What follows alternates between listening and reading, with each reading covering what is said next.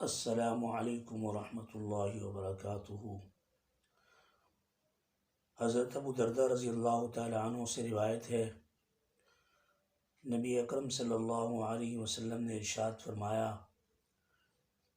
اللہ تعالیٰ فرماتے ہیں، میں بادشاہوں کا بادشاہ ہوں، میں حاکموں کا حاکم ہوں، سب بادشاہوں اور حاکموں کے دل میرے قبضے میں ہیں۔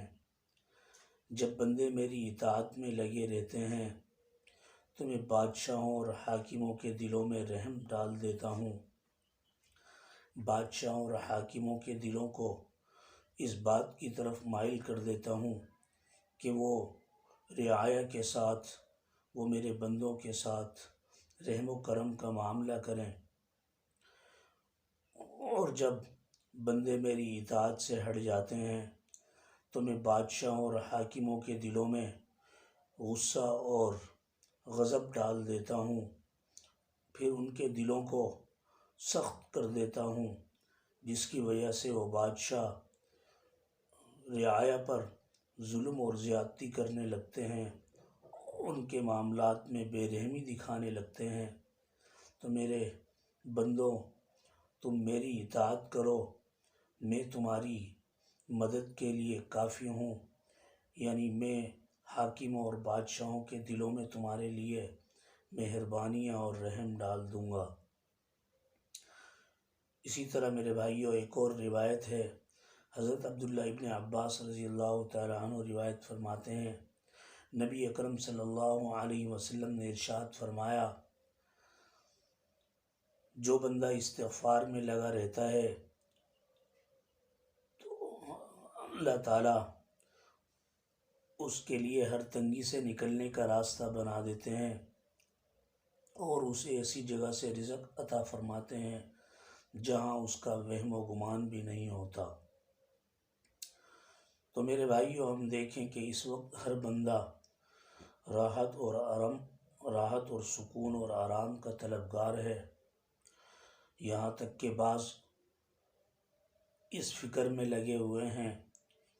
انہیں اقتدار حاصل ہو جائے، انہیں کوئی بڑا عہدہ حاصل ہو جائے۔ بعض اس فکر اور کوشش میں لگے ہوئے ہیں کہ ان کی دولت کے انبار لگ جائے، ان کا بینک بیلنس بڑھ جائے۔ بعض اس فکر میں لگے ہوئے ہیں کہ ان کے گھر آباد ہو جائیں، ان کے گھر بس جائیں، ان کی اولاد ہو جائے تاکہ انہیں راحت اور سکون حاصل ہو۔ غرض ہر انسان کسی نہ کسی دنیا کی راحت اور سکون کا طلبگار ہے، لیکن میرے بھائیوں، راحت اور سکون ان چیزوں میں نہیں ہے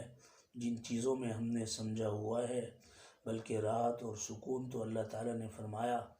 بِذِكْرِ اللَّهِ تطمئن القلوب، کہ ذکر اللہ تعالیٰ کے ذکر میں دلوں کا اطمینان ہے۔ تو میرے بھائیوں، جب ہم اللہ تعالیٰ کی عبادت اور اطاعت کی طرف آ جائیں تو ہم خود محسوس کریں گے کہ ہمارے زندگیوں میں سکون بھی ہے اور راحت بھی ہے۔ ہم جب کسی دنیا دار بڑے مالدار آدمی کو دیکھتے ہیں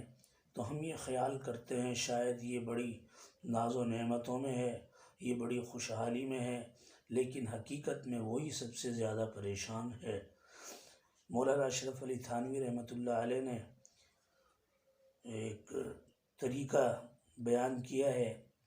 وہ یہ ہے کہ کوئی آدمی یہ دیکھنا چاہے راحت اور سکون کس چیز میں ہے،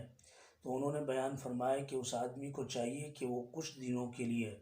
2-3 دنوں کے لیے، 1 ہفتے کے لیے اپنے آپ کو نیک کاموں میں لگائے اور گناہوں سے پرہیز کرے، اور پھر 1 ہفتے کے بعد وہ اطاعت اور عبادت میں تھوڑا سا کمزوری دکھائے اور جو گناہ ہیں ان میں تو وہ آٹومیٹک لگ ہی جائے گا، تو پھر ان دونوں حالتوں کا موازنہ کرے کہ جس وقت وہ اللہ تعالیٰ کی اطاعت اور عبادت میں لگا ہوا تھا، گناہوں سے پرہیز کر رہا تھا،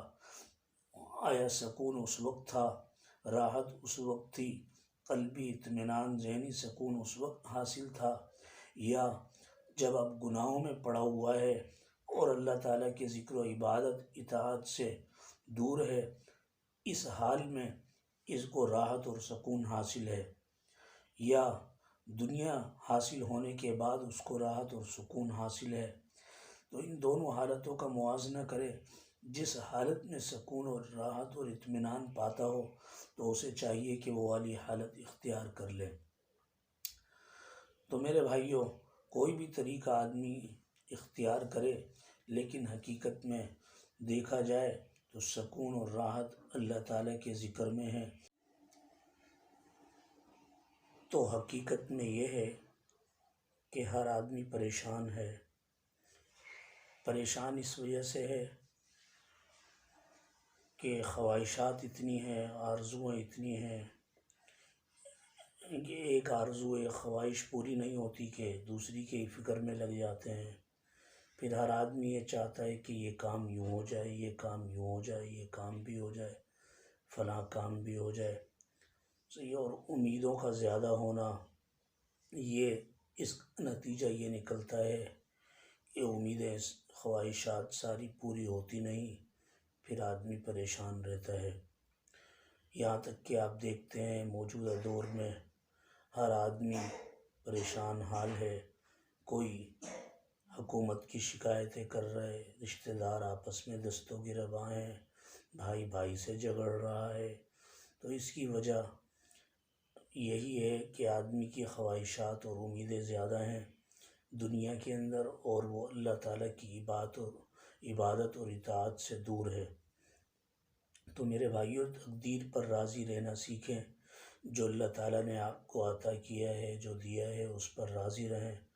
اور اس کو اپنے لیے کافی سمجھ کر اسی پر گزارا کریں اور اللہ تعالیٰ کا شکر ادا کریں۔ جو نہیں ملا اس پر صبر کریں اور اللہ تعالیٰ کے سامنے مانگتے رہیں، باقی کسی کے سامنے شکوہ شکایت نہ کریں۔ انشاءاللہ آپ کی زندگی سکون والی بن جائے گی۔ جب اللہ تعالیٰ کی اطاعت اور عبادت ہماری زندگی میں آئے گی اور ہماری دنیاوی امیدیں، دنیاوی خواہشات کم ہو جائیں گی، تقدیر پر راضی رہنے لگیں گے، تو انشاءاللہ ہماری زندگی پرسکون بن جائے گی۔ تو دعا فرمائے اللہ تعالیٰ ہمیں عمل کرنے کی توفیق نصیب فرمائے۔ وما علینا الا البلاغ۔